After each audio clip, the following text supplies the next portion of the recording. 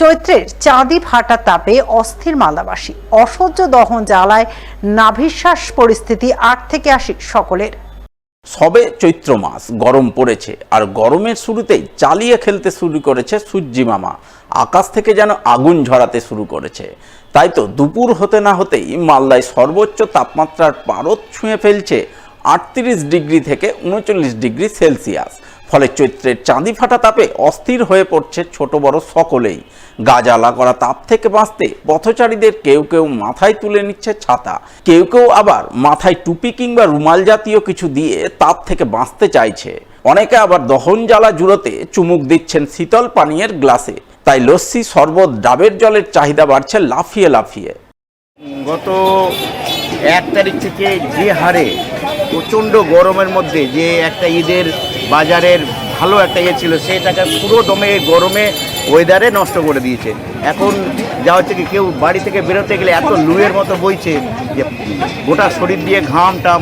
তো ঈদের ইমেজটাই আর কি এই গরমের জন্য পুরো হয়ে গেছে।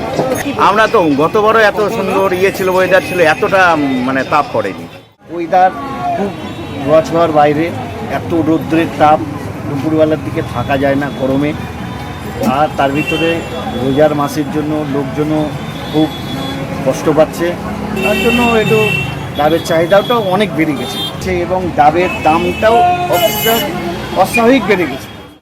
চৈত্রেই মালদায় 40 ছুঁই তাপমাত্রার পারদ। ফলে দুপুর হতে না হতেই মালদার রাস্তাঘাট ফাঁকা হয়ে পড়ছে। খুব প্রয়োজন না থাকলে সেভাবে বাড়ির বাইরে বের হচ্ছেন না কেউই। অসহ্য তাপমাত্রা থেকে বাঁচতে সকলে নিজের মতো করে একটু স্বস্তি খুঁজে নিতে চাইছে।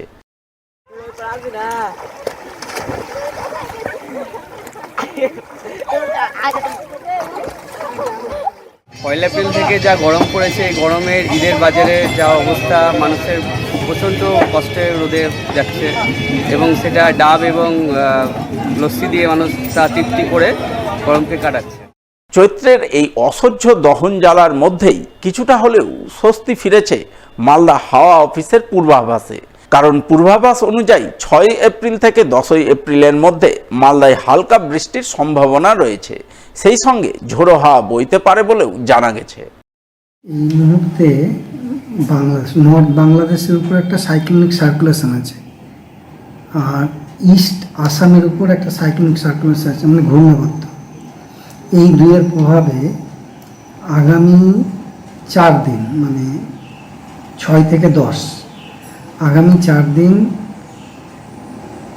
Light to moderate thunderstorm with rain সঙ্গে গাস্টি উইন্ড, ঝোড়ো হাওয়া থাকতে পারে আর কি, থাকতে পারে। আমের জন্য বিখ্যাত মালদা। মালদার আমের সুখ্যাতি রয়েছে বিশ্বজোড়া, অথচ এখন মালদার বাজার কাঁপাচ্ছে ভিন রাজ্যের আম। শুনতে অবাক লাগলেও গত সপ্তাহ 2-1 ধরে মালদার বাজার দখল করে বসেছে দক্ষিণ ভারতের আম। তবে কাঁচা নয়, পাকা সুমিষ্ট আম। আর রমজান মাসে মালদার বাজারে সেই আমই এখন বিকোচ্ছে হু হু করে। মালদার পাইকারি ফল ব্যবসায়ীরা প্রতিদিন 7-8 টন করে পাকা আম আমদানি করছেন অন্ধ্রপ্রদেশ থেকে। সেই আম মালদার পাইকারি বাজারে বিক্রি হচ্ছে 80 টাকা কেজি দরে। খুচরো বাজারে যার দাম পড়ছে প্রতি কেজি 100 টাকা থেকে শুরু করে 120 টাকা।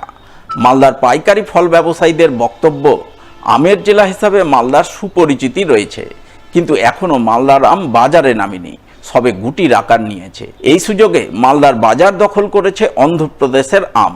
রমজান মাস উপলক্ষে সেই আমের চাহিদাও রয়েছে যথেষ্টই। তবে স্বাদের দিক দিয়ে মালদার আমের তুলনায় পিছিয়ে রয়েছে, তার উপর দাম অনেকটাই বেশি। তাই অন্ধ্রপ্রদেশের আম মালদার বাজারে বিক্রি হলেও পরিমাণের দিক থেকে তা অনেকটাই কম। আমাদের মালদার আম এখনও সবেমাত্র গুটি, খুবই ছোট। তো আমাদের সামনে রমজান মাস চলছে, এজন্য আমের ডিমান্ড আছে, ভালো চাহিদা আছে, যার জন্য আমরা অন্ধ্রপ্রদেশ থেকে আম মাঙিয়েছি। এই আমটা পার্পল ব্যান্ড, খেতে খুব ভালো মিষ্টি আছে। এমনি আমাদের হোলসেল মার্কেটে 75 থেকে 80 টাকা কিলো বিক্রি হচ্ছে, এমনি রিটেল হয়তো 100 টাকা বিক্রি হবে। মালের কোয়ালিটি এমনি খুব ভালো, প্রতি বছরই আসে কম বেশি। এবছর এবার আমরা একটু আগেই আমদানি করেছি, এই রোজা চলছে, রমজানের সময় এটা সবাই রোজার পরে আম নিচ্ছে লোকে। খাবার জন্য। তেমনি আমের কোয়ালিটি এটা অনেক ভালো।